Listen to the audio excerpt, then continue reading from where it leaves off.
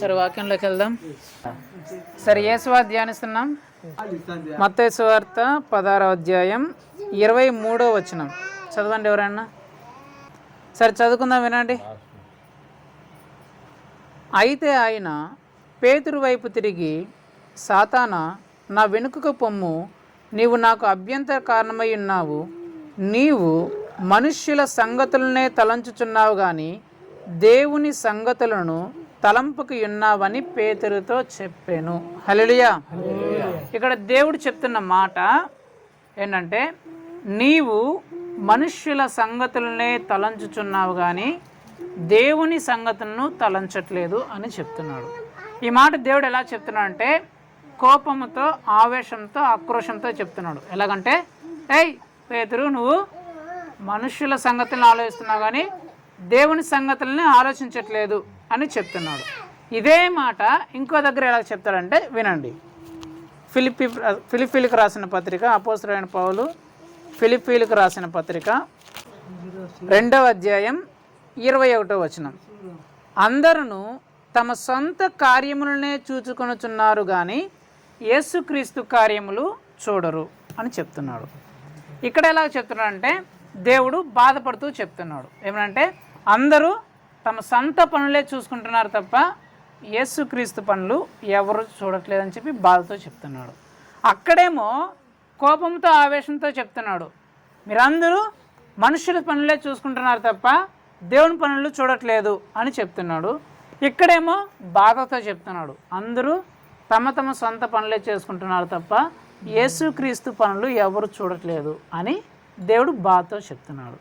యేసు ప్రభును నేను అడిగాను, ప్రభువా, రెండు విషయాలు ఒకటే విషయాన్ని చెప్తున్నాడు. ఒకటే విషయం గురించి ఏమంటే, ఆ ఒక విషయం ఏంటంటే, అందరూ తమ తమ సొంత పనులు చేసుకుంటున్నారు, మనుషుల పనులే చేసుకుంటున్నారు తప్ప దేవుని పనులు ఎవరూ చేయట్లేదు అని రెండు సందర్భాల్లో రెండు విషయాలు దేవుడు ఒకే మాట చెప్తున్నాడు. నేను యేసు ప్రభుని అడిగినాను, ప్రభువా, ఎందుకయ్యా అక్కడేమో కోపంతో, ఆవేశంతో చెప్తున్నావు, మనుషులందరూ తమ సొంత పనులే చేసుకుంటున్నారు, నా పనులు చేయట్లేదని కోపంతో చెప్తున్నావు, ఇక్కడేమో బాధతో చెప్తున్నావు, అందరూ తమ సొంత పనులే చేసుకుంటున్నారు, నా పనులు ఎవరు చేయట్లేదని బాధతో చెప్తున్నావు, ఎందుకయ్యా అలా చెప్తున్నావు అని అంటే, యేసు ప్రభు ఏమన్నాడు తెలుసా?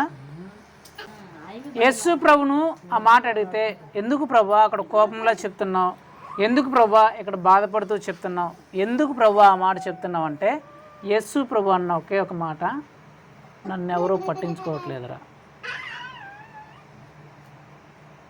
ఏమన్నాడు యేసు ప్రభు? నన్నెవరూ పట్టించుకోవట్లేదురా. యేసు ప్రభు అన్నమాట అది. ఎందుకు ప్రభా నువ్వు అంత ఆవేశంలో చెప్తున్నావు, ఎందుకు ప్రభా అంత బాధపడుతూ చెప్తున్నావు అంటే, యేసు ప్రభు అన్నమాట, నన్నెవరూ పట్టించుకోవట్లేదురా.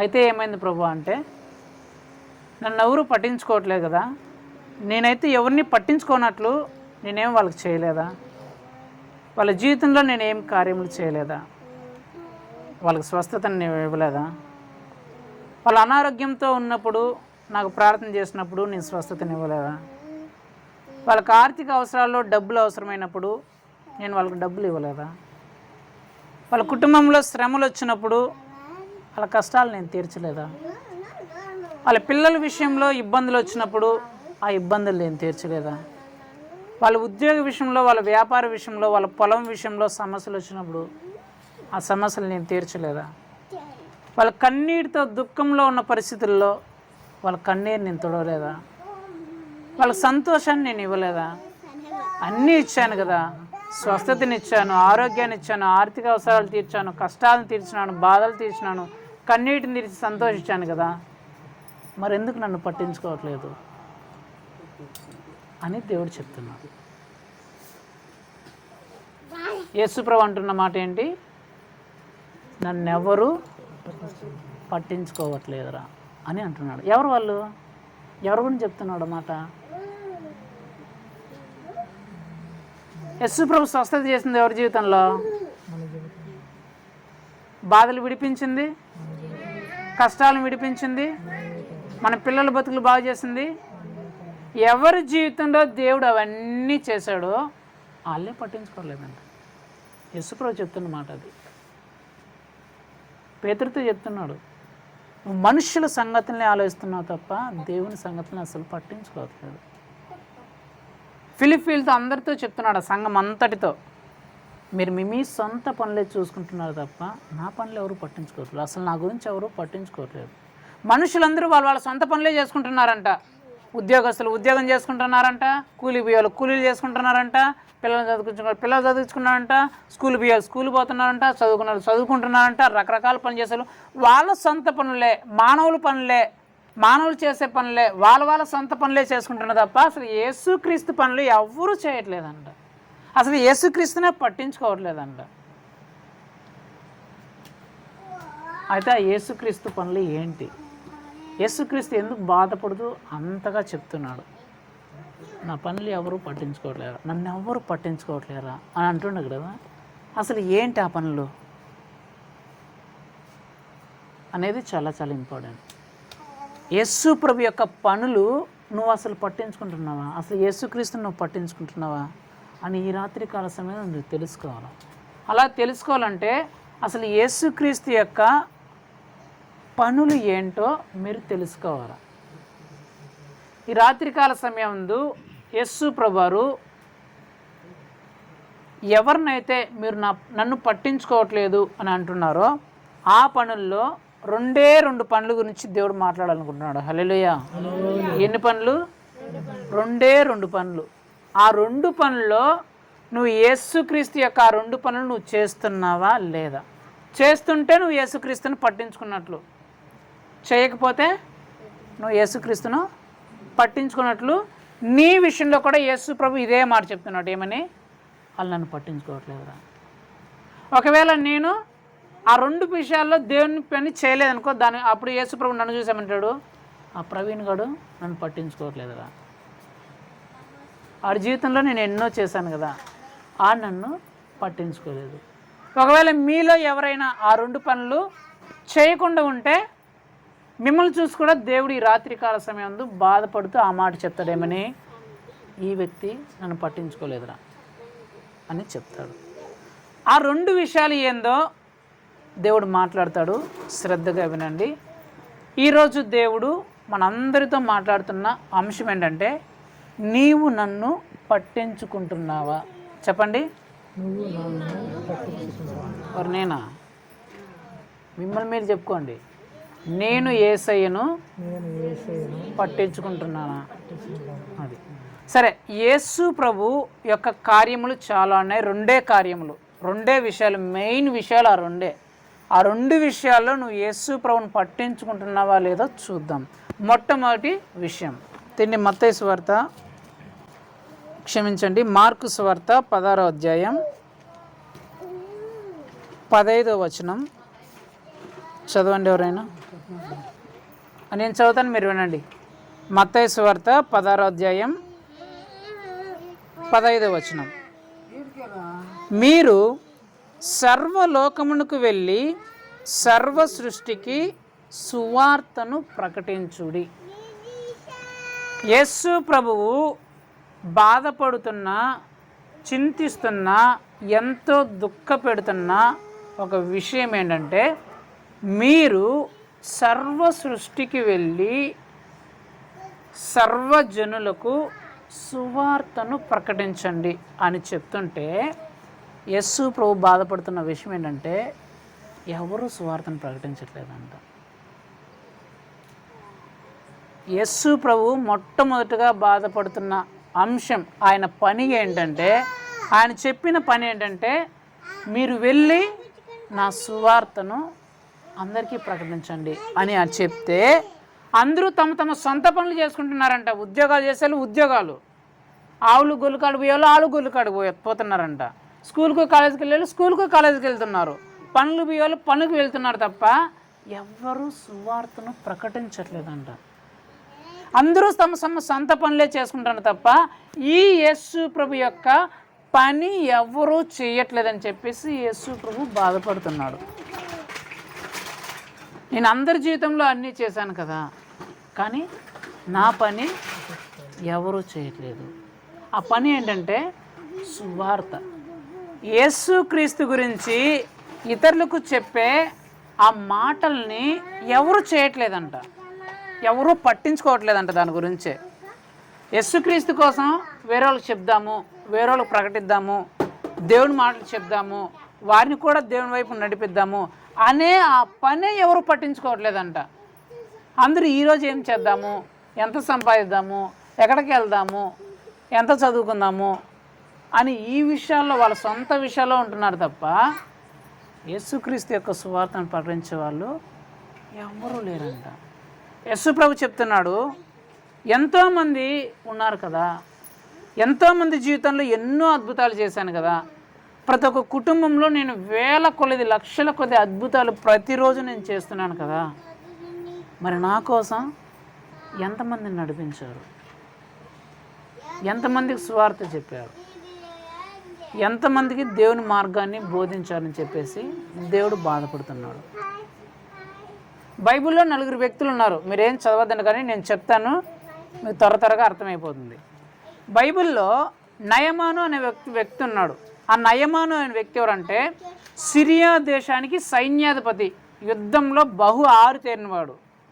ఆయన ఏం చేశాడంటే ఇజ్రాయెల్ దేశం మీదకి యుద్ధానికి వెళ్ళి వాళ్ళందరినీ ఓడిచ్చేసి అక్కడి నుంచి అందరినీ చెరగా తీసుకొని వస్తాడు. చెరగా తీసుకొని వస్తే అందులో ఒక చిన్న పిల్ల ఉంటుంది, ఎంతంటే మన హర్షిని ఉంది కదా, అంత ఒక పాప ఉంటే ఆ అమ్మాయిని తెచ్చుకొని వాళ్ళ ఇంట్లో పని మనిషిగా పెట్టుకుంటాడు. ఆ అమ్మాయి ఇంట్లో పని మనిషిగా పని చేస్తూ ఉంటుంది.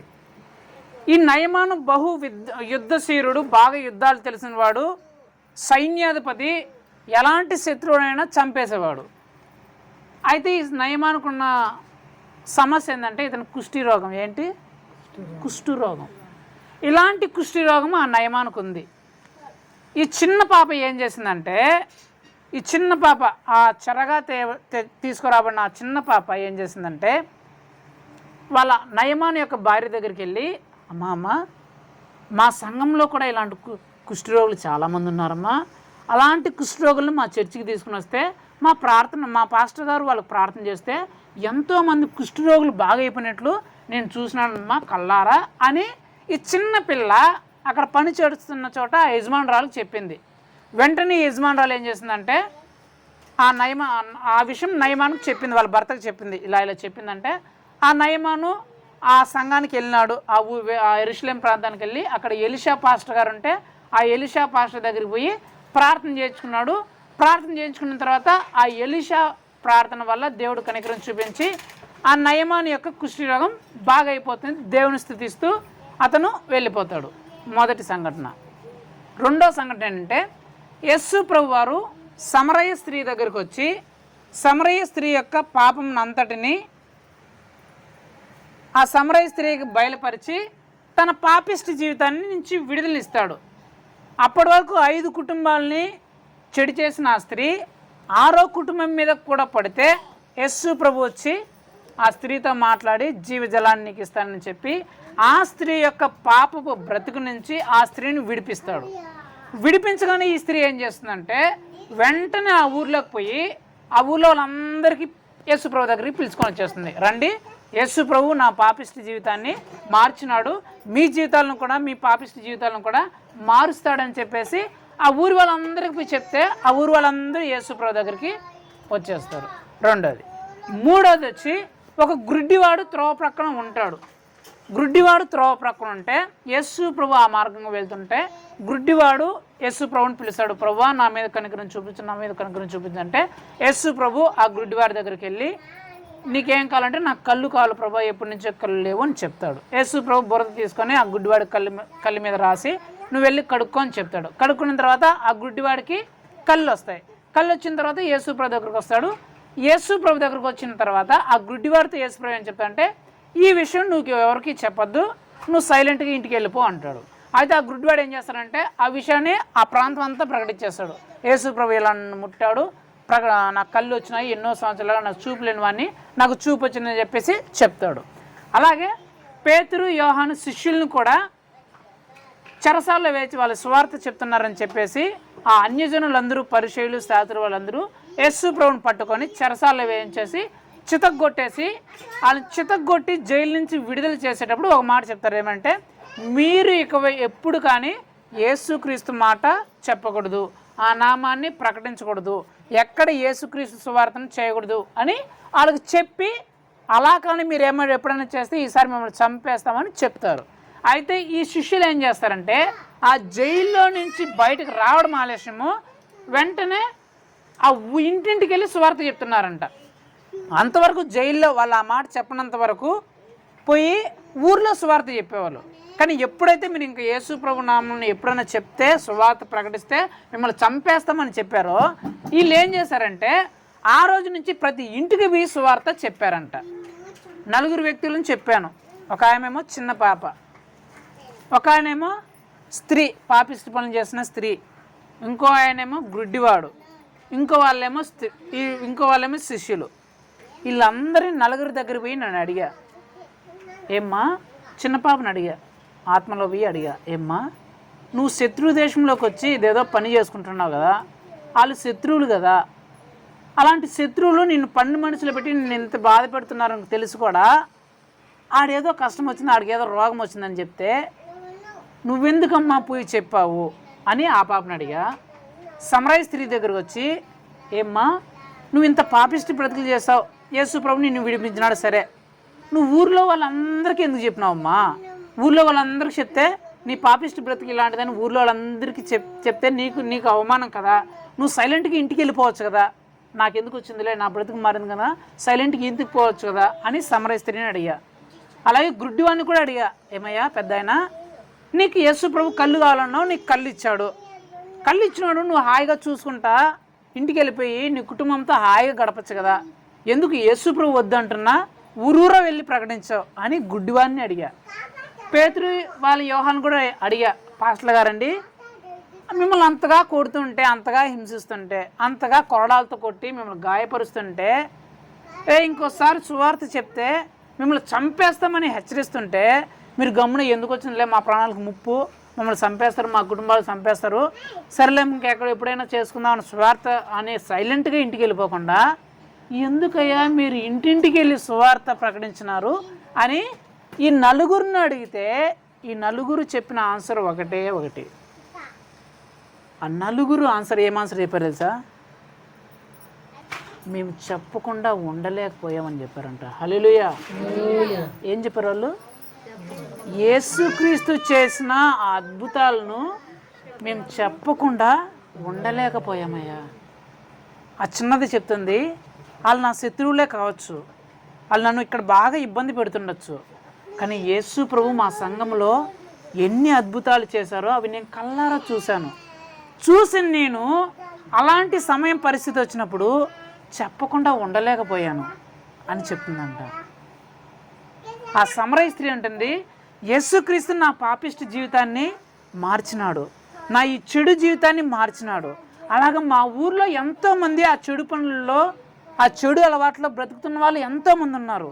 యేసు ప్రభు ఎప్పుడైతే నా చెడు జీవితాన్ని మార్చి నా జీవితాన్ని మంచిగా మార్చాడో, అలా మంచిగా మారిన తర్వాత ఆ మంచిగా యేసు ప్రభు మారుస్తాడనే విషయాన్ని మా ఊరి వాళ్ళకి చెప్పకుండా నేను ఉండలేకపోయానని చెప్తుందంట. ఆ గుడ్డివాడు అంటాడు, ఎన్నో సంవత్సరాలుగా నేను బాధపడుతుంటే, పుట్టినప్పటి నుంచి ఈ వ్యాధితో, ఈ కష్టంతో, ఈ సమస్యతో నేను బాధపడుతుంటే యేసు ప్రభు దగ్గర పోగానే నాకు ఈ సమస్య నుంచి విడుదల పొందాను. అలాంటిది మా ఊర్లో ఎంతోమంది ఉన్నారు, అలాంటి సమస్యలు ఎన్నో సంవత్సరాలుగా ఆ సమస్యలు తీరక బాధపడుతున్న వాళ్ళు ఎంతోమంది ఉన్నారు. అలాంటి వాళ్ళని చూసినప్పుడు చెప్పకుండా నేను ఉండలేకపోయాను అని అంటున్నాంట. శిష్యులు చెప్తారు, యేసు ప్రభువే నిజమైన దేవుడని మేము తెలుసుకున్న తర్వాత మా ప్రాణం పోయినా సరే యేసుక్రీస్తుని గురించి చెప్పకుండా ఉండలేకపోయానని వాళ్ళు అంటున్నారంట. వాళ్ళు 4 యేసుక్రీస్తు జీవితంలో అద్భుతాలు పొందుకున్న వాళ్ళే. కానీ వాళ్ళు ఎందుకు వద్దంటున్నా సరే, చిన్నపిల్లలైనా సరే, వాళ్ళని కష్టపెడుతున్నా సరే, బాధ పెడుతున్నా సరే ఎందుకు సువార్త ప్రకటించారంటే ఒకటే ఒకటి కారణం. వాళ్ళు చెప్పింది ఏంటి? నేను చెప్పకుండా ఉండలేకపోయానయ్యా, నేను చెప్పకుండా ఉండలేకపోయాను. అలా రోగాల్లో ఉన్న వాళ్ళని చూసి, అలా కష్టాల్లో ఉన్న వాళ్ళని చూసి, ఎన్నో సంవత్సరాలుగా సమస్యలతో బాధపడుతున్న వారిని చూసి, పాప పనులు చేస్తూ, చెడు పనులు చేస్తూ వాళ్ళ జీవితాలను నాశనం చేసుకుంటున్న వాళ్ళని చూసి నరకానికి వెళ్ళిపోతున్న వారిని చూసి నేను యేసుక్రీస్తు గురించి చెప్పకుండా ఉండలేకపోయానయ్యా అని వాళ్ళు అంటున్నారు. మరి నువ్వు నీ జీవితంలో యేసు ప్రభు ఏ స్వస్థతని ఇవ్వలేదా? ఎన్నో సంవత్సరాలుగా బాధపడుతున్న ఆ సమస్య నుంచి దేవుడు నిన్ను విడిపించలేదా? నీ చెడు పనుల నుంచి, పాపిష్టి పనుల నుంచి నిన్ను మార్చి మంచి బ్రతుకులోకి నిన్ను నడిపించలేదా? నరకానికి పోవాల్సిన నీ జీవితాన్ని రక్షించి పరలోక రాజ్యానికి నిన్ను చేర్చడానికి నీకు ఒక టికెట్ ఇవ్వలేదా? మరి మీ ఊర్లో ఎంతోమంది అనారోగ్యంతో బాధపడుతున్న వారు లేరా? నువ్వు పని చేసే చోట్ల, నీ ఊర్లో, నీ స్నేహితులు, నీ బంధువుల్లో ఎంతోమంది అనారోగ్యంతో బాధపడుతున్నారు కదా. ఎంతోమంది యేసుప్రభు చెప్తున్నమాట, నేను మీకు ఆరోగ్యాలు ఇచ్చాను, మీ కష్టాలను విడిపించాను, మీ సమస్యలు తీర్చాను, మీకు అన్నీ ఇచ్చాను కదా. మీ ఊర్లో ఎంతోమంది ఉన్నారు కదా రోగాలతో బాధపడే వాళ్ళు. ఎంతోమంది ఉన్నారు కదా ఎన్నో సంవత్సరాలుగా శ్రమల్లో, ఇబ్బందుల, సమస్యలతో నలిగిపోతున్నవారు. ఎంతోమంది ఉన్నారు కదా చెడు పనుల్లో, పాపిష్టి పనుల్లో జీవిస్తున్న వాళ్ళు. ఎంతోమంది ఉన్నారు కదా నరకంలో పడిపోవడానికి సిద్ధంగా ఉన్నవాళ్ళు. మరి అలాంటి వాళ్ళకి పోయి నువ్వు సువార్తను ప్రకటించావా? ఒక్కరికైనా చెప్పావా? యేసుక్రీస్తుని నమ్ముకో, నీ రోగం బాగవుతుంది. నా రోగం బాగా చేసినట్లు నీ రోగాన్ని కూడా దేవుడు బాగు చేస్తాడు. నా సమస్యను తీర్చినట్టు యేసుప్రభు నీ సమస్యను కూడా తీరుస్తాడు. నా పాపిష్టి బ్రతుకును, నా చెడు జీవితాన్ని మార్చినట్లు యేసుప్రభు నీ జీవితాన్ని కూడా మారుస్తాడు. నన్ను నరకంలో నుంచి తప్పించినట్లు నీకు కూడా యేసుప్రభు స్వర్గాన్ని ఇస్తాడని ఎంతమందికి చెప్పావు? చాలామంది ఏమంటారంటే వాళ్ళు చెప్తే ఏంటండి, వాళ్ళు అన్యులండి అని చెప్తారు కదా. మా ఇంటికి మొన్న మా మేడం వచ్చింది. మా మేడం వచ్చింటే మా అమ్మ ఏం చేస్తుందంటే ఆ మేడంకి స్వార్థ ఇప్పేస్తుంది. మేము ప్రార్థన చేసుకున్నాము, ప్రార్థన చేస్తే ఇట్లా జరిగినాయి చెప్పేసి స్వార్థ చెప్తుంది. ఎవరికి? ఆ మేడంకి. ఆ మేడం ఎవరంటే అన్యురాలు, యేసుక్రీస్తుని నమ్ముకున్న వ్యక్తి కాదు. ఆమెకి ఏం చేస్తుందంటే మా అమ్మ ప్రార్థన వల్ల చేసిన అద్భుతాలన్నీ చెప్పేస్తుంది ఆమెకి. నా మనసులో ఒకవైపు సాతాను ఏమంటారంటే, మేము జొర్రా అనిల్ చెప్పేస్తుంది, ఆ అమ్మాయి ఏమనుకుంటుంది, అన్ని దేవుల గురించి చెప్పేస్తుంది, అమ్మాయి ఎట్లా ఫీల్ అవుతుంది, ప్రార్థన గురించి చెప్తుంది, మేమని ఆగమని చెప్పు అని ఎవరు అంటారు? సైతాన్ లోపల నుంచి ప్రేరేపణ పుట్టిస్తుంది. ఆ ప్రార్థన ఎట్లయినా, ఆ మాటలు, దేవుని మాటలు ఎట్లయినా ఆ అన్ని రాళ్ళకి చెప్పకూడదు అని ఒక పక్క చెప్తా అంటే, ఇంకో పక్క పరిశుద్ధాత్మ దేవుడు ఏం చెప్తున్నాడు అంటే, అన్యులు కాకపోతే ఇంకెవరు చెప్తావు నువ్వు స్వార్థ? తెలియని వాళ్ళు కాకపోతే ఇంకెవరు చెప్తావు? తెలిసిన వాళ్ళకి నువ్వేం చెప్పేది? యేసుక్రీస్తుని నమ్ముకున్న వాళ్ళకి నువ్వేం చెప్పేది? యేసుక్రీస్తు గురించి తెలిసిన వాళ్ళకి నువ్వేం చెప్పేది? నువ్వు స్వార్థ చెప్పాల్సింది యేసుక్రీస్తు గురించి తెలియని వాళ్ళకే కదా, శ్రమల్లో, ఇబ్బందుల, కష్టాల్లో ఉన్న వాళ్ళకే కదా. తెలిసిన వాళ్ళకి నువ్వేం సువార్త చెప్తావు? వాళ్ళకి ఆల్రెడీ తెలుసు యేసుక్రీస్తు గురించి అని చెప్పేసి యేసుప్రభు ఒక మాట్లాడుతున్నాడు. మా అమ్మ అయితే ఆ అమ్మాయికి సువార్త చెప్తుంది. ప్రార్థన వల్ల ఇల్లు జరిగినాయమ్మా, ప్రార్థన వల్ల ఇట్లా జరిగిందమ్మా, నా యాక్సిడెంట్ గురించి చెప్పింది, మా ఇంట్లో పరిస్థితుల గురించి, మా అమ్మ ప్రార్థన చేస్తే ఎలాంటి స్వస్థతలు వచ్చాయో, ఎలాంటి విడుదల వచ్చాయో అన్నీ చెప్తుంది. అక్కడ వచ్చింది ఒక అన్యురాలే. వాళ్ళు అనుకోవచ్చు ఇలా చెప్తే ఏమవుతుంది, ఇలా చెప్తే ఏమవుతుంది అనుకోవచ్చు. కానీ మనం సువార్త చెప్పాల్సింది వాళ్ళకే. చాలామంది ఏమంటారు, వాళ్ళు ఏంటంటే చెప్తే ఎన్ని చెప్తాం మన మాటలు ఏంటారు, వాళ్ళు అక్కడ పోయాలండి మన మాట ఎందుకు అంటారు? నువ్వు ఇంకెవరు చెప్తావు? యేసుక్రీస్తు నమ్ముకున్న వాళ్ళు చెప్తావా? యేసుక్రీస్తు నమ్ముకున్న వాళ్ళు తెలుసు యేసుప్రభు దేవుడు అని తెలియదా? యేసుప్రభు బాగా చేస్తాడని తెలియదా? నువ్వు స్వార్థ చెప్పాల్సిందే యేసుక్రీస్తు గురించి తెలియని వాళ్ళకి, యేసుక్రీస్తుని నమ్మని వాళ్ళకి. నమ్మిన వాళ్ళకి నువ్వు చెప్తే ఎంత, చెప్పకపోతే ఎంత. స్వార్థ ఎవరికి చెప్పాలా? అన్యులకే చెప్పాలా, యేసుక్రీస్తుని నమ్ముకున్న వాళ్ళకే చెప్పాలా. ఎప్పుడు చెప్పాలా? ఎప్పుడు పడితే అప్పుడు చెప్పేయకూడదు, ఎలా పడితే అలా చెప్పేయకూడదు. సువార్త ఎలా చెప్పాలంటే వాళ్ళ పరిస్థితిని ఆధారం చేసుకొని మనం చెప్పాలి. అన్యులకి ఏ రోగం లేదు, ఏ కష్టం లేదు, ఏ బాధ లేదు, వాళ్ళ దగ్గర పోయి నువ్వు యేసుక్రీస్తుని నమ్ముకుంటే సరేలే నమ్ముకుంటావులే, ఏంది అని రచ్చ అని చెప్పి అంటారు. వాళ్ళ సువార్త ఎప్పుడు చెప్పాలి? నువ్వు వాళ్ళు ఏదో రోగ పరిస్థితిలో ఉన్నప్పుడు, ఇబ్బంది పరిస్థితుల్లో ఉన్నప్పుడు, కుటుంబ సమస్యలు ఉన్నప్పుడు, ఏదైనా కష్టం, దుఃఖంలో ఉన్నప్పుడు వాళ్ళకి ఆ సిచ్యువేషన్ బేస్ చేసుకొని చెప్పాలి. అమ్మా మీకు ఇలాంటి రోగం వచ్చింది కదా, మేము కూడా ఇలాంటి రోగంతో బాధపడే వాళ్ళము, ఎక్కడెక్కడో చూపించినాం కానీ ఏం కాలేదు, యేసుప్రభు దగ్గర పోయి ప్రార్థన చేసుకున్నామమ్మా, యేసుప్రభు బాగా చేస్తున్నాడని ఆ రోగంలో ఉన్న వాళ్ళకి చెప్తే అప్పుడు వాళ్ళకి విశ్వాసం వస్తుంది. ఓహో మన రోగం కూడా ఇలాగ ఉంది కదా, మనం కూడా బాగు చేయించుకుంటాం, మనం కూడా ఒకసారి ప్రార్థనకి వెళ్దాం అని వాళ్ళు అనుకుంటారు. వాళ్ళకి ఏ రోగం లేనప్పుడు, ఏ కష్టం లేనప్పుడు నువ్వు పోయి చెప్తే యేసుక్రీస్తు నమ్మకమ్మ మీ రోగాలు పోతాయంటే నాకు రోగం ఉంటే కదా పోయేదానికి అని అంటారు. యేసుక్రీస్తు నమ్మకమ్మ నీ పిల్లల భవిష్యత్తు బాగుంటాయంటే నా పిల్లలు ఇప్పుడు బాగుండరు, నువ్వేంది ఇప్పుడు బాగు చేసేది. యేసుక్రీస్తు నమ్మకమ్మ నీ వ్యాపారంలో బాగా లాభం వస్తుంటే నాకు ఆల్రెడీ లాభాలు వస్తాయి ఇప్పుడేంది నువ్వు చెప్పేది అంటారు. ఆ పరిస్థితిని బట్టి నువ్వు చెప్పాలా. ఆ చిన్న పాప రోగంతో బాధపడేటప్పుడు చెప్పింది. ఆ సమరయ స్త్రీ ఆ చెడు పనులు చూసే వాళ్ళని చూసి చెప్పింది. ఆ గుడ్డివాడు ఎన్నో సంవత్సరాలుగా బాధపడుతుంటే వాళ్ళని చూసి చెప్పాడు. ఈ సేవకులందరూ నరకంలో పడిపోతున్న వాళ్ళకి వెళ్ళి చెప్పారు. మరి నువ్వు చెప్తున్నావా? మొట్టమొదటిగా బాధపడుతున్న అంశం అదే. నా పని ఎవరు పట్టించుకోవట్లేదురా, నన్నెవరూ పట్టించుకోవట్లేదురా. ఆ మొట్టమొదటి ఆ బాధకు కారణం ఏంటంటే నా సువార్త ఎవరు చెప్పట్లేదురా, నా గురించి ఎవరు ప్రకటించట్లేదురా. ఎన్నో మేలు పొందుకుంటున్నారు నా దగ్గర నుంచి, ఎన్నో అద్భుత ఆశ్చర్యకాలు చేయగా వాళ్ళు చూస్తున్నారు. అయినా సరే ఎంతోమంది అలాంటి పరిస్థితుల్లో ఉంటే వీళ్ళు కనీసం వెళ్ళి చెప్పట్లేదు. యేసుక్రీస్తు దగ్గర అని మీ జీవితాలను బాగు చేస్తారని ఎవరూ చెప్పట్లేదని యేసు ప్రభు మొట్టమొదటగా సువార్త విషయంలో బాధపడుతున్నాడు. మరి మీరు ఆలోచించుకోండి, రాత్రికాల సమయంలో ఎంతమంది మీరు దేవుని సువార్తను ఎంతమందికి ప్రకటించారు, ఎంతమందిని దేవుని రక్షణలోకి నడిపించారు? మొదటిది. రెండోది ఏంటి? హెబ్రీలకు రాసిన పత్రిక, అపోస్తలుడైన పౌలు గారు హెబ్రీలకు రాసిన పత్రిక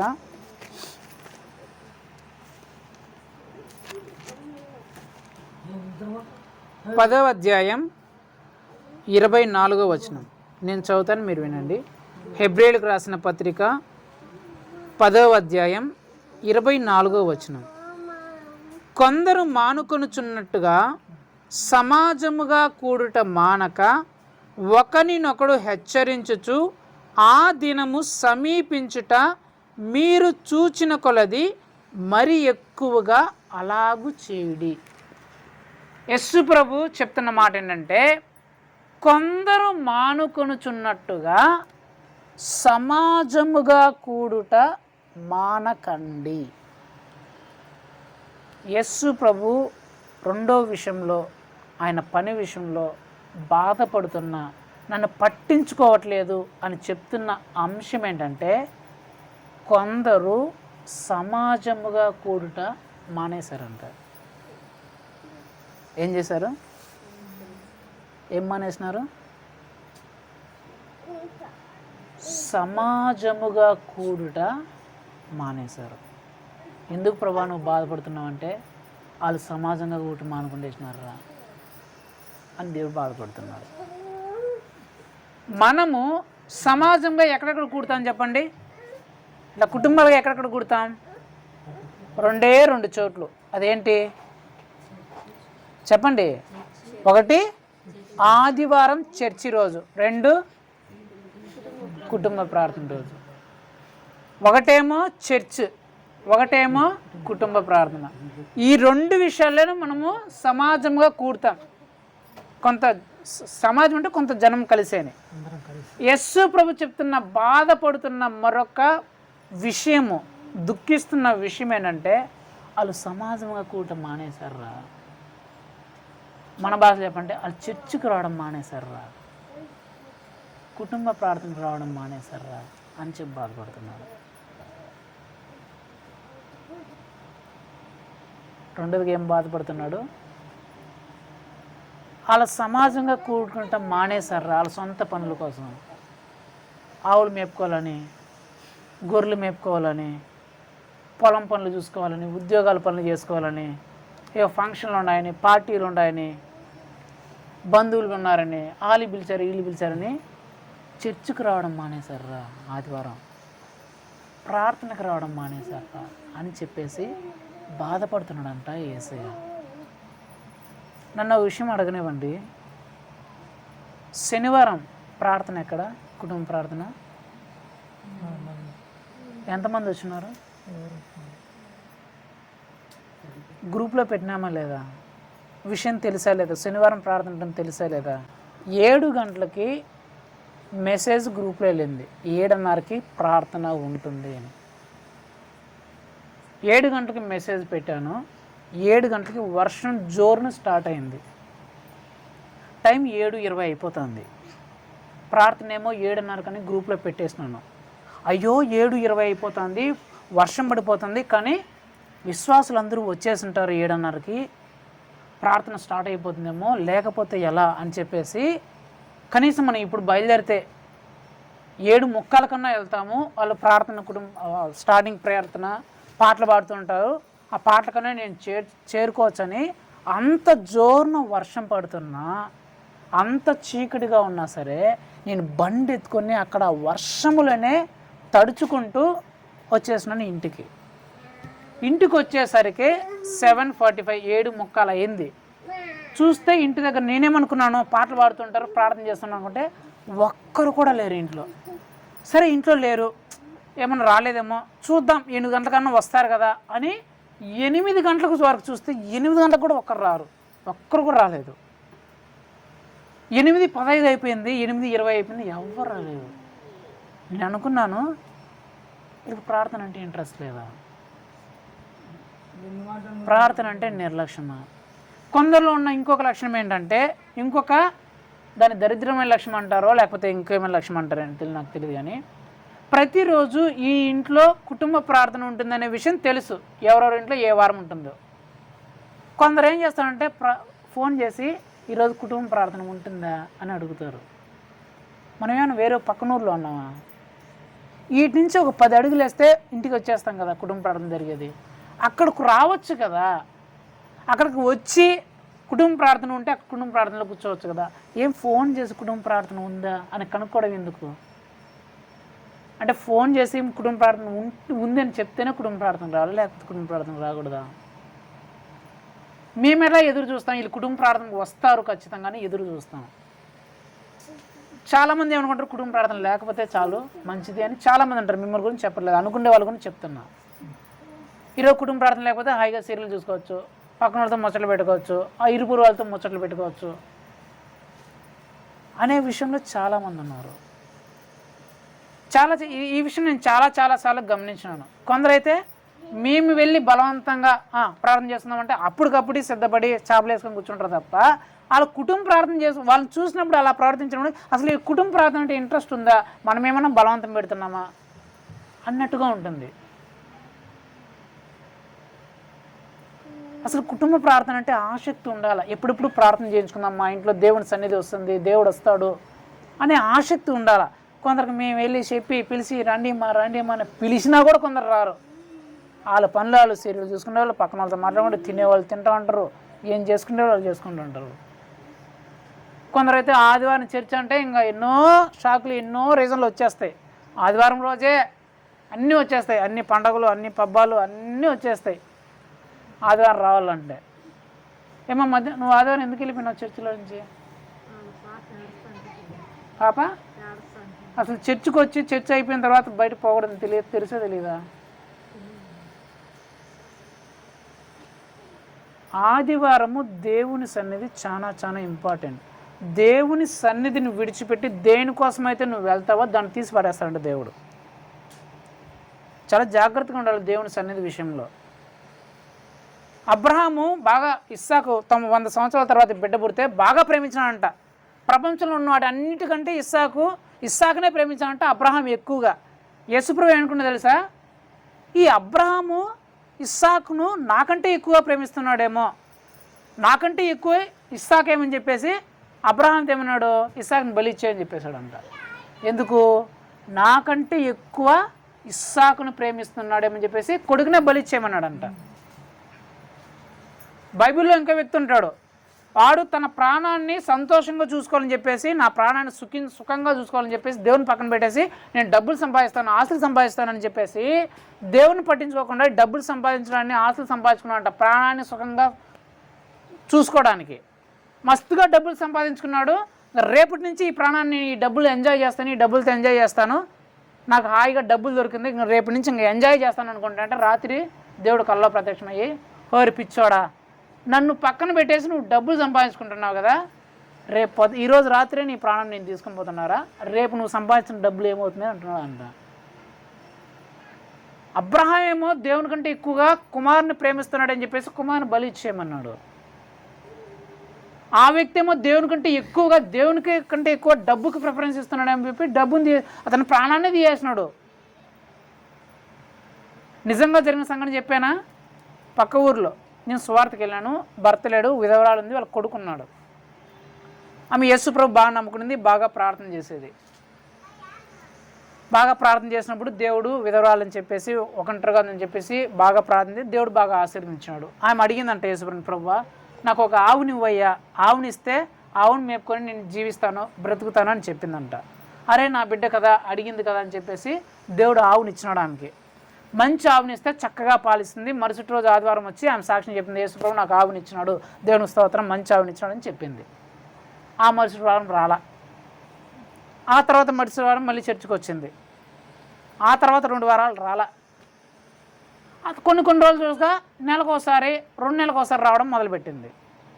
పాస్టర్లు గుమ్మున ఉంటారు కదా, ప్రతి ఒక్క విశ్వాసాన్ని అబ్జర్వ్ చేస్తుంటారు కదా, మన బిడ్డలు ఎక్కడున్నారు ఏమని.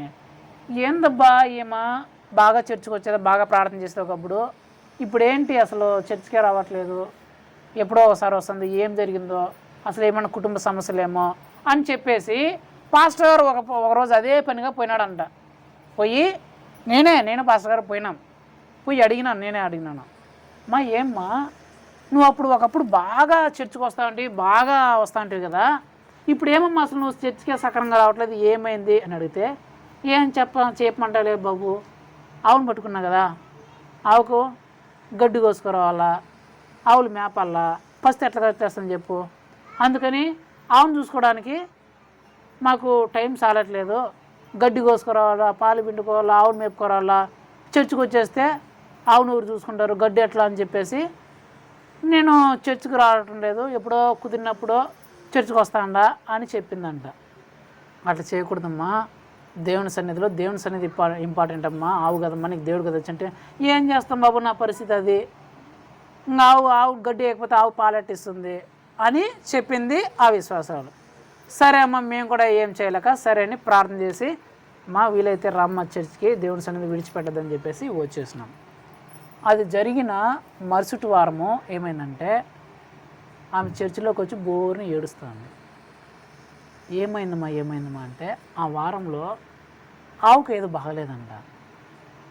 బాగలేకుండా అది నీళ్లు తాగట్లేదు, గడ్డి తినట్లేదు, 2 రోజులు చచ్చిపోయింది. 2 రోజులకి చచ్చిపోయింది. దేవుని సన్నిధికి ఈమెక రావడానికి అడ్డంగా రాకుండా ఉండడానికి అడ్డుపరిచింది అంటే ఆవు అని దేవుడికి ఆమె చెప్పింది. ఏమ్మా నువ్వు చర్చికి రాలేదంటే నాకు ఆవు అడ్డంగా ఉంది ప్రభా దేవుని నీ సన్నిధికి రావడానికి అని చెప్పింది. ఆహా నా సన్నిధికి రావడానికి నీకు ఆవే కదమ్మా అడ్డు, సరేలేమ్మా అని చెప్పేసి దేవుడు ఆ అడ్డుని తొలగించినాడు. ఇప్పుడు బోర్ని ఏడ్చుకుంటే దేవుని సన్నిధికి వచ్చింది. నేను ఎందుకు చెప్తున్నానంటే దేవుని సన్నిధికి రావడానికి, కుటుంబ ప్రార్థనలో రావడానికి నువ్వు ఏదైతే సాకు చెప్తావో, దీనివల్ల ఈ కారణం చేత నేను రాలేకపోతున్నాను, ఈ ఆదివారం రాలేదు, ఈ కారణం చేత నేను కుటుంబ ప్రార్థనకు రాలేదని ఏ కారణాన్ని నువ్వు చెప్తున్నావో దాన్ని తీసి పారేస్తాడు. అది ఏదైనా సరే, దేవునికి నీకు మధ్య అడ్డు వచ్చేది ఏదైనా సరే. అబ్రహాంకి దేవుడికి మధ్య కొడుకు అడ్డం వచ్చిన చంపివారైనాడంట. ఆ వ్యక్తికి దేవుడికి మధ్య తన ప్రాణాన్ని సంతోషపరచుకోవాలనే అది అడ్డు వస్తే ప్రాణాన్ని తీసేశాడంట. ఏమి చర్చికి పోనివ్వకుండా ఆవు అడ్డు వస్తే ఆవుని పక్కన పెట్టేశాడు దేవుడు. మరి మనం ఒకసారి ఆలోచించండి, దేవుని సన్నిధి విషయంలో, సమాజముగా కూడుకునే విషయంలో నువ్వు ఎలాగున్నావు. దేవుడు చెప్తున్నమాట, కొందరు మానుకొని చుట్టూ మానేస్తున్నా అంటారు. దేవుడు చెప్తున్నాడు, కొందరు మానేస్తున్న ఆ కారణం చెప్పి ఈ కారణం చెప్పి ఆవుల దగ్గరికి వెళ్ళాలా, ఈరోజు మా ఇంట్లో ఫంక్షన్ ఉంది, మా ఊర్లో ఫంక్షన్ ఉంది, మా బంధువుల ఫంక్షన్ ఉంది. అసలు శిష్యుడు చెప్తాడు యేసు ప్రభా మా డాడీ చచ్చిపోయినాడు ప్రభా, పూడ్చుకోవాలి ప్రభా, పుయ్యేస్తా ప్రభా అంటే, మృతులను పిలుచుకుంటారు, నువ్వు రా దేవుని సన్నిధికి అన్నాడంట. చచ్చిపోయిందేమో వాళ్ళ నాయన, సొంత కన్న తండ్రి. ఆ రోజేమో ఆదివారం. శిష్యుడు చెప్తున్నాడు, ప్రభా మా నాన్న చచ్చిపోయినాడు ప్రభా, ఈరోజు భూస్థాపన కార్యక్రమం చేసుకుని వస్తా ప్రభా అంటే, మృతులను పిలుచుకుంటారు, ఈరోజు ఆదివారం దేవుని సన్నిధికి రా అన్నాడంట. అంటే దేవుని సన్నిధి ఎంత విలువైనదో అక్కడ చెప్తున్నాడు. కన్న తండ్రి కంటే, కన్న కొడుకు కంటే, ప్రాణము కంటే, ఉన్న ఆ ఆస్తులు, ఆ ఆవులు, ఉద్యోగాలు, వ్యాపారాల కంటే దేవుని సన్నిధి అంత ఇంపార్టెంట్. ఎందుకు అంత ఇంపార్టెంట్ అంటే, ఏ వారము నువ్వు దేవుని సన్నిధిని విడిచిపెడతావో, ఇలాగ సమాజంగా కూడుకుంటూ మానేస్తావో, ఆ వారంలో సాతాను భయంకరంగా విరుచుకుపడతాడు నీ మీద. రాయబడింది సాతాను గురించి, రాయబడి ఏమన్నాడంటే, గర్జించు సింహం వల్లే ఎవరిని మింగుదనని వెతుకుతూ తిరుగుతూ ఉంటాడంట సాతాను. వాడి పనే అది. ఎవడోడు ఈ వారం దొరుకుతాడా దేవునిలో లేకుండా అని మింగేద్దామా తిరుగుతూ ఉంటాడంట. దేవుడు సన్నిధికి రాండి, సన్నిధికి రాండి అని నిన్ను ఎందుకు రమ్మంటున్నాడు? నువ్వు రాకపోతే ఏమన్నా నాకేమన్నా నష్టమా? కుటుంబ ప్రార్థన రాకపోతే, చర్చికి ఏమన్నా నష్టమా? నువ్వు ఆదివారం రాకపోతే, యేసుప్రభుకి ఏమన్నా నష్టమా? నువ్వు కుటుంబ ప్రార్థనలు రాకపోతే, నువ్వేమన్నా ఆదివారం రాకపోతే యేసుప్రభుకి నష్టమా? మీరేమన్నా ఇట్లా సమాజంగా కుటుంబ ప్రార్థనలో అసలు మా ఆదివారం చర్చికి రాకపోతే పరలోకం ఏమైనా కరెంట్ పోతుందా? చెప్పండి. పరలోకం ఏమైనా చీకటి అయిపోతుందా? చీకటి అయిపోయింది. ఎవరు బ్రతుకు? నీ బ్రతికే. కుటుంబ ప్రార్థనలో లేకపోతే, ఆదివారం దేవుని సన్నిధి రాకపోతే చీకటి అయ్యేది నీ బ్రతికే, నీ కుటుంబం బ్రతికే, నీ పిల్లల జీవితమే చీకటి అయిపోతుంది. దేవుడికి ఆ విషయం తెలుసు కాబట్టే, మీ తండ్రి చనిపోయినా సరే నువ్వు దేవుని సన్నిధికి రా, మరుసటి వారం అంతా సాతాన్ని జోలికి రాకుండా నేను కాపాడుతాను. నువ్వు రాకుండా, దేవుని సన్నిధి రాకుండా ఉంటే సాతాను నువ్వు దగ్గర రప్పించుకున్నట్లు, సాతాన్ని నేను మింగేయడానికి సిద్ధంగా ఉన్నట్లు. అందుకే నేను ప్రతిసారి చెప్పాను, మీకు ఎన్ని పనులున్నా సరే దేవుని సన్నిధిని విడిచిపెట్టద్దండి. మా అమ్మలు కూడా నేను చాలాసార్లు చెప్పాను. అవును, కట్టేశారండి. ఏమి ఉపవాసంతో ఉంటే ఇంకా బలంగా మార్చబడతాయి. హల్లెలూయా. బైబిల్లో చూడండి, ఉపవాసం ఉన్నయే బలంగా మార్చబడ్డాయి. మనుషులైనా సరే, జంతువులైనా సరే, పక్షులైనా సరే. ఒక పూట దేవుని కోసం ఉపవాసం పెడతాయి, బలంగా మారుస్తాడు దేవుడు. 1 లీటర్ పాలు ఇచ్చారు, 2 లీటర్లు ఇచ్చారా దేవుడు చేస్తాడు. దేవుని చేతిలో ఉంటుంది అన్నీ. నీ పంట ఆశీర్వదించబడాలన్నా, నీ పొలం ఆశీర్వదించబడాలన్నా, నీ పశువులు ఆశీర్వదించబడాలన్నా, ఉద్యోగం, నీ వ్యాపారం, నీ సమస్తము, నీ పిల్లలు ఎవరు ఆశీర్వదించబడాలన్నా ఎవరి చేతిలో ఉంది? యేసుప్రభు ఏం చెప్తాడు? నా పర్మిషన్ లేకుండా మీ తల వెంట్రుకు కూడా రాలదు. నేను ఆకాశాన్ని విప్పకపోతే మీకు ఏ వర్షం రాదు, ఏ దీవెన రాదు అంటాడు. అన్నీ ఉండేదే దేవుని చేతిలో, కానీ మనం ఆయన దగ్గరికి రాము.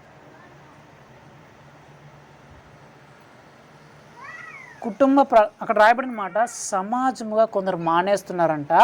రాయబడిన మాట, మీరు అలాగూ చేయక ఒకరినొకరిని ఈ విషయంలో హెచ్చరించుకొనుచు ఆ దినము సమీపించిన కొలది మరీ ఎక్కువగా చేయండి. అలాగా అంటే యేసుప్రభు ఏం చెప్తున్నాడు? మరి ఎక్కువసార్లు కుటుంబంగా మీరు కలుసుకోండి, కుటుంబ ప్రార్థనలు చేసుకోండి, మరి ఎక్కువ ఆదివారం దేవుని సన్నిధిలో కలుసుకోండి, మరి ఎక్కువగా దేవుని కార్యక్రమాలు ఎక్కడైతే జరుగుతున్నాయో అక్కడ కలుసుకోండి, హెచ్చరించుకోండి. ఒకవేళ ఎవడని రాకపోతే ఎందుకు రాలేదు?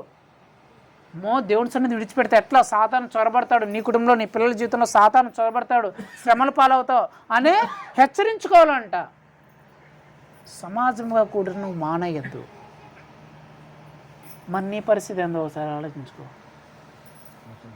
కుటుంబ ప్రార్థన విషయంలో, ఆదివారం చర్చ్ విషయంలో నువ్వు అసలు ఉంటున్నావా? సాకులు పెట్టేసి వెళ్ళిపోతున్నావా?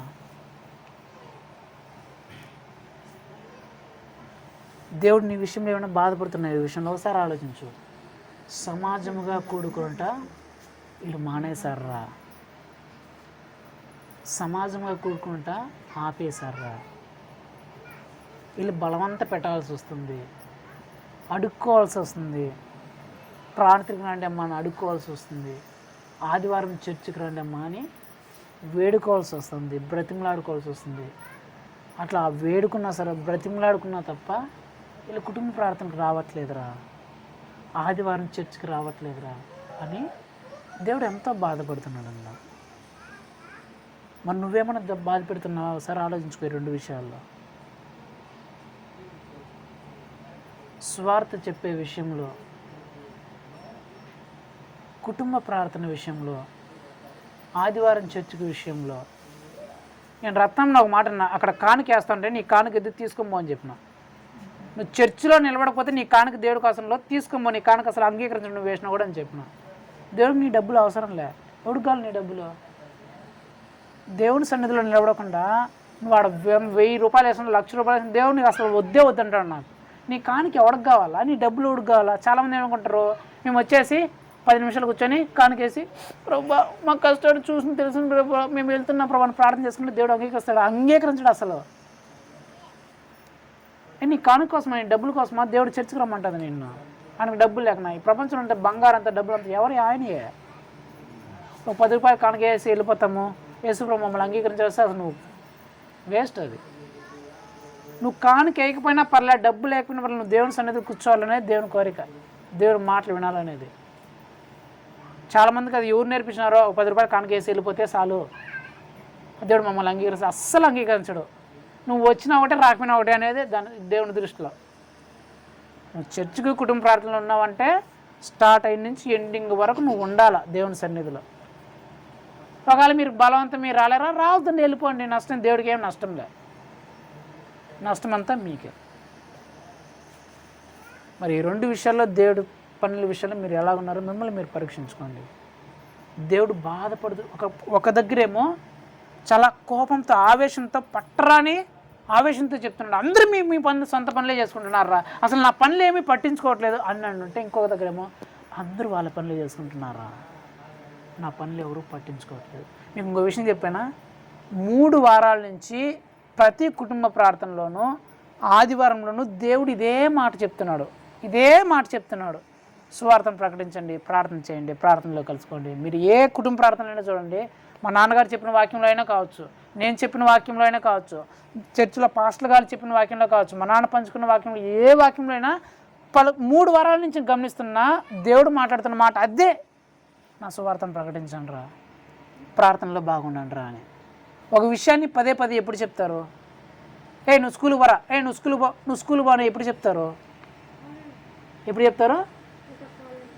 ఎప్పుడైతే స్కూల్కి పోరో అప్పుడే స్కూల్కి పోండి అని పదే చెప్తారు.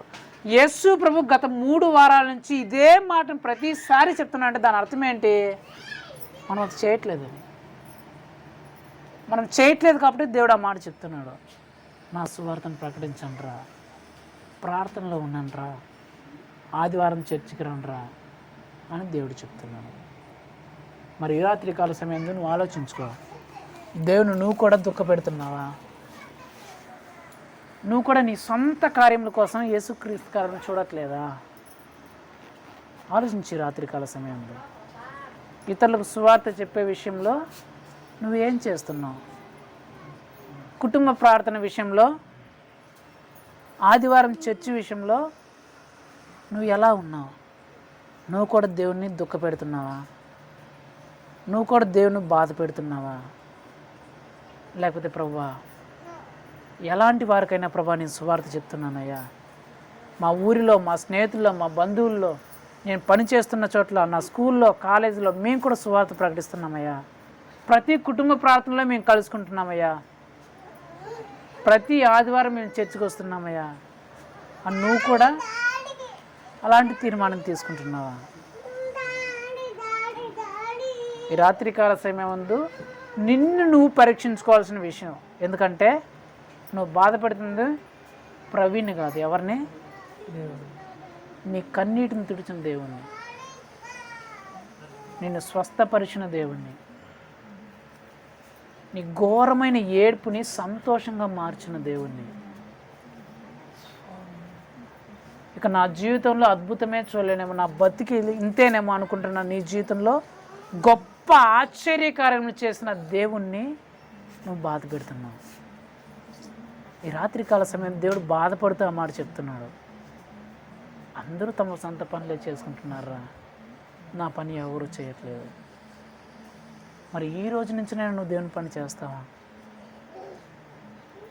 లేదంటే ఈ రోజు నుంచి కూడా ఇన్ని మాటలు విన్నా కూడా దేవుని దుఃఖం తెలుసు కూడా, దేవుని ఆవేదన తెలుసు కూడా, దేవుని బాధ తెలుసు కూడా, దేవుని పని ఎట్లపోతే మాకేంట్లే, మా పనులు మేము చేసుకుంటే చాలని మీ పనుల్లోనే ఉంటారా? ప్రభా నిన్ను దుఃఖ పెట్టానేమో ప్రభా, నిన్ను బాధ పెట్టానేమో ప్రభా, ఈ రోజు నుంచైనా ప్రభా నీ పనులు నేను చేస్తానయ్యా అనే మనసు నీకుంటే కళ్ళు మూసుకొని ఒక 2 నిమిషాలు ప్రార్థన చేద్దాం. మహోన్నతుడా, సర్వోన్నతుడా, సర్వశక్తిగల దేవా, యేసయ్యా నీకు స్తోత్రం చెల్లిస్తున్నామయ్యా. ఈ రాత్రి కాల సమయంలో ప్రభా మీరు మా అందరితో మాట్లాడిన ప్రతి ఒక్క మాటను బట్టి నేను స్తుతిస్తున్నాం, గణపరుస్తున్నామయ్యా. ఈ రాత్రి కాల సమయం ప్రభా, ఎంతో బాధతో, దుఃఖంతో, వేదనతో ప్రభా నువ్వు మాతో మాట్లాడి ఉన్నావు తండ్రి. నీకు స్తోత్రములయ్యా. నీ మనసులో ఎంత బాధ ఉందో, దుఃఖం ఉందో ప్రభా నువ్వు తెలియజేసిన విధానాన్ని బట్టి నీకు స్తోత్రమయ్యా. నువ్వు చెప్తున్నారు తండ్రి, అందరూ మీ పనులు చేసుకుంటున్నారే తప్ప నన్నెవ్వరూ పట్టించుకోవట్లేదు, నన్నెవ్వరూ చూడట్లేదు అని చెప్తున్నారయ్యా. ప్రభా, సువార్త చెప్పే విషయంలో, సమాజంగా కూడుకునే విషయంలో మీరు నన్ను పట్టించుకోవట్లేదు, నా పని మీరు చేయట్లేదని ప్రభా మీరు ఎంతో దుఃఖపడుతున్నట్టు, బాధపడుతున్నట్టు మేము వింటున్నామయ్యా. ప్రభా, మేము కూడా అలాగ ఉన్నామేమో తండ్రి. సువార్త చెప్పే విషయంలో, సమాజంగా కూడుకునే విషయంలో మిమ్మల్ని బాధ పెట్టేవారిగా, మిమ్మల్ని దుఃఖ పెట్టేవారిగా మేము ఉన్నామేమో తండ్రి. మమ్మల్ని క్షమించండి, మమ్మల్ని మన్నించండి అయ్యా. మా ఈ ప్రవర్తన మార్చండి తండ్రి. మీ గురించి మేము ప్రకటించాలయ్యా. మా జీవితాలు ఎంతో గొప్పగా మార్చిన దేవుడు మీరే ప్రభా. మీరే మా జీవితంలోకి రాకపోయింటే మా రోగాలు పోయేవావి కాదయ్యా, మా చెడు జీవితం పోయేది కాదయ్యా, మా చెడు అలవాట్లు పోయేవాది కాదయ్యా. ఎన్నో సంవత్సరాలుగా పీడిస్తున్న సమస్యల నుంచి మేము విడుదల పొందే వాళ్ళం కాదయ్యా. ఈ నరకపు బ్రతుకులో నుంచి మేము విడుదల పొందే వాళ్ళం కాదయ్యా. మా జీవితాల్లో రోగాలు పోయాయంటే, మా జీవితాల్లో చెడు బ్రతుకు పోయిందంటే, ఎన్నో సంవత్సరాలుగా పట్టి పీడిస్తున్న సమస్యలు పోయాయంటే, నరకం పోయి పరలోకం మాకు సంపాదించుకుంటున్నామంటే అది కేవలం నిన్ను బట్టే ప్రభా. అలాంటి ప్రభా నీ పని మేము చేయలేకపోయాము, మమ్మల్ని క్షమించండి అయ్యా. ఈ రోజు నుంచి అయినా ప్రభా నీ సువార్తను ప్రకటించడానికి సహాయం తెచ్చండి తండ్రి. ఎంతోమంది రోగములతో బాధపడుతున్న వాళ్ళకి, సమస్యల్లో ఉన్న వారికి, కుటుంబ ఇబ్బందుల్లో ఉన్న వారికి, ఆర్థిక సమస్యలో ఉన్న వారికి, కన్నీళ్ళలో కష్టాల్లో ఉన్నవారికి నైనా నీ మాటలు తెలియజేసి ప్రభా వారిని కూడా ప్రభా మీ రక్షణలోకి నడిపించుటకు, మీ సువార్తను వారు కూడా తెలియజేసుకు మాకు సహాయం తెచ్చండి ప్రభా. ఆదివారం ప్రభా ఏ సాకు, ఏ సొట్టు చెప్పకుండానైనా నీ సన్నిధిలో నిలబడే కృపను మాకు ఇవ్వండి అయ్యా. ప్రతి కుటుంబ ప్రార్థనలో ప్రభా, కుటుంబ ప్రార్థన జరిగితే వెళదాంలే, జరగకపోతే ఇంట్లో ఉందాంలే అనే ఆలోచన కాకుండా నాయనా, కుటుంబ ప్రార్థన ఎవరు పిలిచినా పిలవకపోయినా మేము కుటుంబ ప్రార్థన జరిగి ఇంటికి మేమే త్వరగా వెళ్ళి ప్రభా అవి కుటుంబ ప్రార్థనలో కలుసుకుంటూ సహాయం తెచ్చేయండి తండ్రి. ఈ రెండు విషయాల్లో ప్రభాని మీరు నిర్లక్ష్యంగా ఉండకుండా మమ్మల్ని కాచి కాపాడండి అయ్యా. మా జీవితాలను సరిచేయండి ప్రభా. ఇక్కడ కూర్చున్న వారిలో, ప్రార్థన వింటున్న వారిలో, ఈ మాటలు వింటున్న వారిలో ఎవరైనా నిన్ను బాధ పెట్టారేమో ఈ రెండు విషయాల్లో, ఎవరైనా నిన్ను దుఃఖ పెట్టారేమో తండ్రి, వారిని కూడా ఈ రాత్రికాల సమయం కనికరం చూపించినైనా మరొక అవకాశం వారికి ఇవ్వండి ప్రభా. నీ సువార్తను ప్రకటించే అవకాశాన్ని, సమాజంగా కూడుకునే అవకాశాన్ని మరలా వారికి దయచేయండి ప్రభా. మరలా వారి జీవితాన్ని మార్చినైనా నిన్ను బాధ పెట్టే బిడ్డలుగా కాకుండా తండ్రి, నిన్ను సంతోష పెట్టే బిడ్డలుగా మార్చండి ప్రభా. సమయముందు అసమయముందు ప్రభా, పరిస్థితి ఎలాగున్నా సరే ప్రభా అందరికీ సువార్త ప్రకటించడానికి సహాయం చేయండి అయ్యా. పరిస్థితి ఎలాగున్నా సరే తండ్రి, ఎలాంటి పనులున్నా ప్రభా అన్ని పనులు పక్కన పెట్టి తండ్రి ఆదివారం చర్చికి వచ్చేటకునైనా, ప్రతిరోజునైనా కుటుంబ ప్రార్థనలో కలుసుకుంటుకునైనా మీరు కృప చూపించండి అయ్యా. మీకంటే మించినది మాకేమి లేదు తండ్రి, మీకంటే ఉత్తమమైనది మాకేది లేదయ్యా. మీరే మాకు మొదటి స్థానం తండ్రి. మీ సన్నిధిలో మేము గడుపుటకు సహాయం తెచ్చేయండి ప్రభా. మీరు కృప చూపించే దేవుడు తండ్రి, మమ్మల్ని కనికర చూపించే దేవుడు కనుక నాయన మీ కృపగల నామంలో మమ్మల్ని స్థిరపరచమని బ్రతిమలాడుకుంటూ ఈరోజు మీరు బాధపడుతూ దుఃఖపడుతూ చెప్తున్నారయ్యా. అయితే ప్రభా ఇకపైనైనా సంతోషంతో చెప్పాలి, బల నమ్మకమైన మంచి దాసుడా, ఈ కొంచెంలో నీవు నమ్మకముగా ఉంటివి కనుక అనేకమైన వాటి మీద ఇదిగో నేను నియమిస్తున్నాను, నాకు కలిగిన ఈ సంతోషంలో నీవు కూడా పాలి భాగస్తుడు అని చెప్పినట్లు ప్రభా మిమ్మల్ని సంతోషపరిచే బిడ్డలుగా మీ ఎదుట బల నమ్మకమైన మంచి దాసుడా, మంచి దాసురాలా అని మేము పిలిపించుకున్నట్లు మిమ్మల్ని సంతోషపరిచే బిడ్డలుగా మా జీవితాలను, మా ప్రవర్తన మార్చమని బ్రతిమాడుకుంటూ కృప చూపిస్తారని నమ్ముతూ ఇస్తూ ప్రతి ఒక్క బిడ్డ మీద మీ కనికరమును, జాలిని కుమ్మరించమని బ్రతిమాడుకుంటూ మా తండ్రి, మా దేవుడు, మా ప్రభువునైనా మమ్మల్ని నడిపిస్తున్న మా రక్షకుడైన యేసుక్రీస్తు యొక్క పరిశుద్ధమైన నామములో అడిగి వేడుకొనిచున్నాం మా పేపర్లో తండ్రి. ఆమేన్. నా ప్రాణమా యెహోవాను సన్నిధించుము, నా అంతరంగ సమస్తమైన పరిశుద్ధ నామమును సన్నిధించుము. నా ప్రాణమా యెహోవాను సన్నిధించుము, ఆయన చేసిన పనులు దేని మరొకము. ఆమేన్. మన తండ్రి అయిన దేవుని ప్రేమయు, ప్రభువైన యేసుక్రీస్తు యొక్క వారి కృపయు, పరిశుద్ధాత్మ దేవుని అన్యోన్య సహవాసము ఇప్పుడును ఎల్లప్పుడూ ఇక్కడ కూడి ఉన్న ప్రతి ఒక్కరితో పాటు, మరి ముఖ్యంగా దేవుని సువార్తను ప్రకటించడం విషయంలో, సమాజంగా కూడుకున్న విషయంలో నా దేవుని నేను దుఃఖపెట్టకుండా నేను సువార్తను ప్రకటిస్తాను, సమాజంగా ప్రతి ఆదివారం ప్రతిరోజు కూడుకుంటానని తీర్మానించుకున్న ప్రతి ఒక్క బిడ్డతో సదాకాలం తోడేండి నడిపించి దీవించి ఆశీర్వించి బలపరిచి స్థిరపరచునుగాక. Amen. Hallelujah, hallelujah, hallelujah. Praise the lord.